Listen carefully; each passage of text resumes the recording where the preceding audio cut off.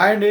Welcome to our channel Siva Reddy Pagadala. మామూలుగా అయితే నెల్లూరు జిల్లా ఉంది కదా, నెల్లూరు జిల్లా కాంగ్రెస్కైనా వైఎస్ఆర్ పార్టీకైనా చాలా కంచుకోట లాంటిదనమాట. ఎందుకంటే ఇప్పుడు అక్కడ నెల్లూరైనా ఒంగోలు అయినా ఈ రాయలసీమలోనైనా రెడ్డి సామాజిక వర్గం ఎక్కువ ఉంటుంది, నెల్లూరులో మరీ ఎక్కువ ఉంటుంది. అందుకే వాళ్ళందరిని అంటుంటారు కదా నెల్లూరు పెద్దారెడ్లని, సినిమాలలో కూడా కొంచెం సర్కాస్టిక్గా అంటుంటారు. సో ఎస్, నెల్లూరులో పెద్దారెడ్లు ఎక్కువే ఉంటారు. అందుకని రెడ్డి సామాజిక వర్గం అంతా ఎప్పుడు కాంగ్రెస్కి వైఎస్ఆర్ పార్టీకి కాస్త లోయల్గా ఉండేవాళ్ళు, వాళ్ళు వెన్నుదనుకు ఉండేవాళ్ళు కాబట్టి వాళ్ళు స్వీప్ చేసేవాళ్ళు అనమాట ఎప్పుడు చూసుకున్నా. కానీ మొన్న ఎలక్షన్లలో మాత్రం 10కి 10 టీడీపీ స్వీప్ చేసింది. ఎందుకంటే విపిఆర్ అయితేనేమి, రామనారాయణ రెడ్డి అయితేనేమి, ఇంకా చాలామంది కోట శ్రీధర్ రెడ్డి అయితే అందరూ చాలామంది పెద్దారెడ్లు అందరూ ఇటువైపుకు మళ్ళారు. అది దానికి తోడు కాస్త ఎమ్మెల్యేలో ఉండే వ్యతిరేకత, కూటమి గాలి అన్నీ కలిసి వచ్చి 10కి 10 గెలిచింది. కానీ 2 ఏళ్ళు గట్టిగా తిరిగేసరికి నెల్లూరులో టీడీపీ మీద జనాలందరికీ మొహం మొత్తేసిందండి ఇప్పుడు. ఎందుకంటే చూసుకుంటే మనం ఈ మధ్య కాలంలోనే ఆ టిడ్కో ఇళ్ళ కార్యక్రమాలు అయితేనే, ఇంకొక కార్యక్రమం అయితేనేమి, చంద్రబాబు నాయుడు గారు రెండు ఊర్లకు వెళ్ళారు.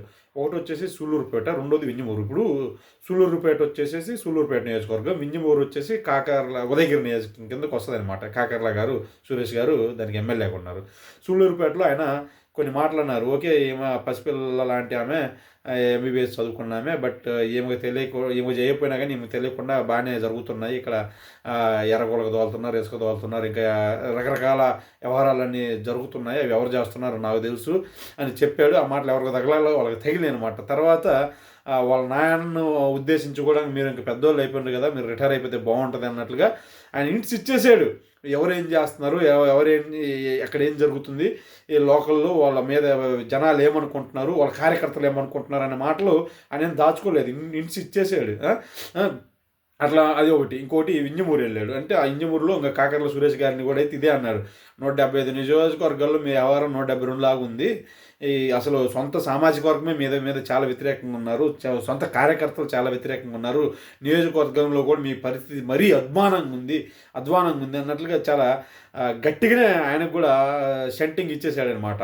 ఇచ్చేసేసి ఇది ఏంటంటే అదే కాదు, ఇంకా కొన్ని నియోజకవర్గాలు కూడా అట్నే ఉన్నాయి పరిస్థితులు. ఇంకా చూసుకుంటే ఇప్పుడు మళ్ళీ మొన్న ఈ మధ్యకాలంలోనే ఇది విపిఆర్ గారు ఏదో ఫంక్షన్కి వెళ్ళినప్పుడు కేవీపీ గారితో మాట్లాడినట్టు, మళ్ళీ జగన్ గారు విపిఆర్ గారికి కాస్త పంపించినట్లు, మళ్ళీ వెనక్కి వచ్చేసేయండి పర్లేదు మీకు ఏం కావాలో చూసుకుందామని చెప్పినట్లు ఈయన మళ్ళీ వేమిరెడ్డి ప్రభాకర్ రెడ్డి మళ్ళీ వైసీపీతో మంతనాలు జరిగినట్టు ఈ మధ్య కొన్ని వార్తలు వచ్చినాయి.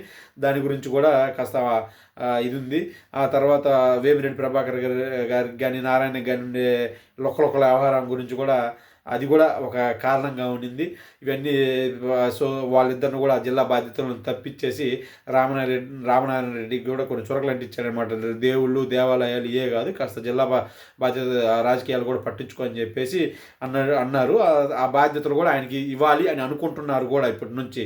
సో ఇదంతా చూసుకుంటే గట్టిగా రెండు సంవత్సరాలు తిరిగే లోపే ఏంది అసలు వన్ సైడ్ మ్యాండేట్ ఇచ్చిన ఒక జిల్లాలో తెలుగుదేశం పార్టీ పరిస్థితి ఇది అనమాట. 10కి 10 గెలిచిన జిల్లాలో తెలుగుదేశం పార్టీ పరిస్థితి ఇది నెల్లూరులో.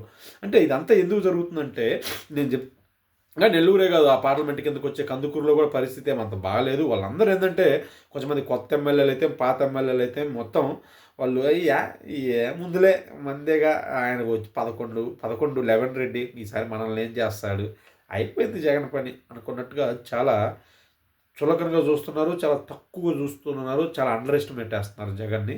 దయచేసి జగన్ ఎప్పుడు అండర్ ఎస్టిమేట్ చేయొద్దు. అట్లా అండర్ ఎస్టిమేట్ చేసి కాంగ్రెస్ పార్టీ ఆంధ్రప్రదేశ్లో చాలా ఘోరంగా దెబ్బతినింది.